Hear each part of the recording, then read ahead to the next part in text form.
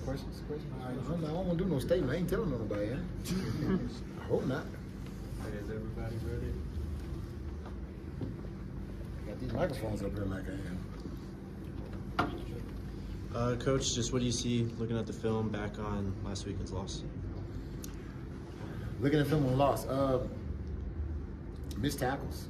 A lot of missed tackles. A lot of fundamental things that we got to get right. And I think it's just we're waiting on somebody else to make the play. We're getting to the ball, but then guys are breaking through the stack or through the tackle and getting the extra yards, and you can't have that. You know, the play is there for whoever to make it. And so if we all get there together, we should game tackle together. That's the biggest thing. And so that's been one of the emphasis this week in our circuit drills that we do, is more of the tackling aspect of it. Just making sure that when we fit, that we're holding on to guys and not giving shoulders and stuff like that. Y'all saw what happened to Shiloh, which, I mean, those rules, it's kind of a gray area because now it's not even just hitting above the helmet, it's if he's defenseless or not, you know. And so that plays into it. Think what you may about it, that's the game now. And so we gotta follow the rules, we gotta figure out how to fix that and get better at it.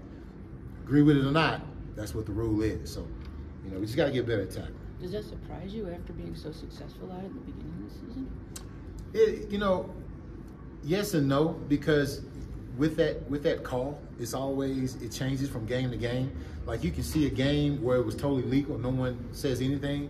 Then there's a game where a guy hits for targeting and he's put out the game for it. So it's one of those rules where it can change from official to official depending on how they see it and how they call it because of the gray area. And yeah, you get mad at it because I could pull up film from 2 or 3 games, same hit, was clean.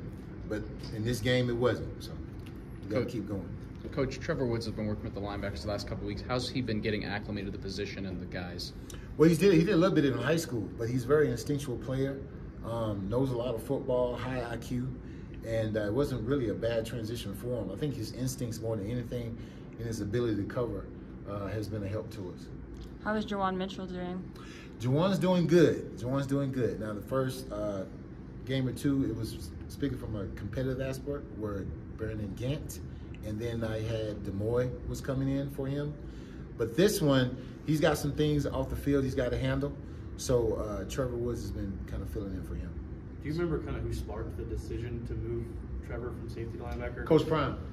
Coach Prime did. He came in the meeting, you know, he just said, how can we get the best 11 on the field? And he wanted to figure out a different way to use Trevor because he had like 3 picks early in the season. And you just don't want to take any of that productivity off the field, especially when we're facing teams that are going to spread us out and start passing the ball, doing a lot of RPO type stuff. Correct me if I'm wrong, but I think we've heard that Charles Kelly's defense is a little bit intricate. You know, how are guys coming along from just the mental side of things in terms of grasping that defense? Have you seen that improve as the season's gone along? Actually, I have, and because a lot of the things that we're running now, we've been installing them and running them each and every game. So they've gotten better in that standpoint because of the reps of it all.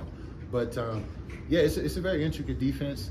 It has a lot of moving parts to it, but nothing they can't handle. I think what it comes down to is reps. Because if you look at it, you got all new kids in, who mostly from the portal, from different schemes.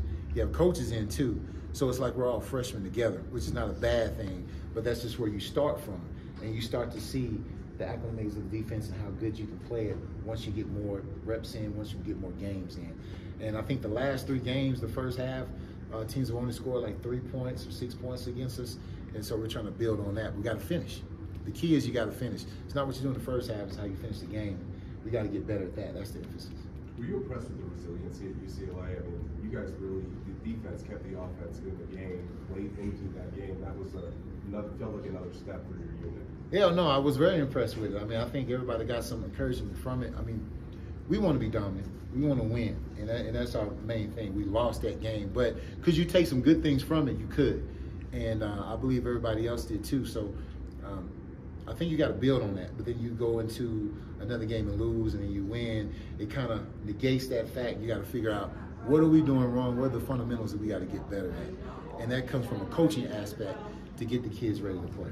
The coaching textbook is cliche. It says you lessen contact, you lessen the conditioning as we get into November, and the body save the wear and tear of the body.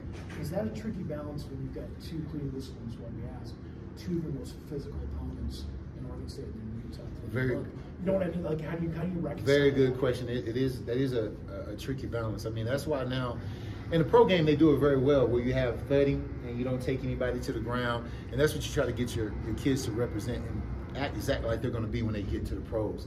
So, but it is very tricky because you get to a point, you play so many games, you play so many snaps, guys are banged up. You want to make sure they get to the game so we can have a successful game. So you have to monitor that, but then playing a team like that, when you have your full pad days, you got to get some thudding in. Usually what we do is we shorten the range of contact. So we're getting some physicality, but it's not from a distance where someone could really get hurt if they move the wrong way or tweak something. So that's what you do. Do teams that run the ball have an advantage because of that this time of year? No, okay. I don't think they have an advantage. Teams that run the ball, I don't think so at all. I don't think that plays into it because you're still playing football and you got a lot of reps doing it early in the year and coming into it. I think it's just more of a thing where you try to lessen the impact for the kids who are playing hard for you and are banged up, that they get the reps and the technique and the mental things they need to be successful in the game. Coach, you were pretty high on a lot of your linebackers coming into the season. Mm-hmm. Now you got a safety playing over some of those guys.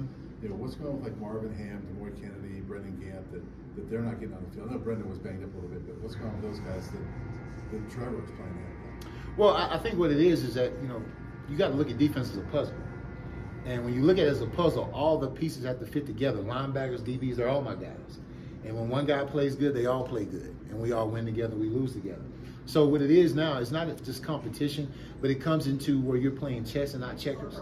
You can keep the red on the red and the black on the black and playing checkers. When you're playing chess, you got to move pieces in different places. They got different angles, there's different strategies. So you try to play into that and make sure that you're not fitting to what an offensive-minded person who's scouting you thinks you're going to run, and you're actually being a little bit more competitive. And Trevor gives us that. He gives us another guy on the field, high IQ, instinctual, can play down in the box, but also with the empties, and I know you've seen this, there's been a lot of FIB motions, meaning formation into the boundary. They motion them out, and they're going to empty, trying to get those matchups. So now by bringing a DB in that can play linebacker, you're better equipped for that. So that's what it is. Thanks, Coach. Thanks, All right, Coach. let's see you guys. Thank you.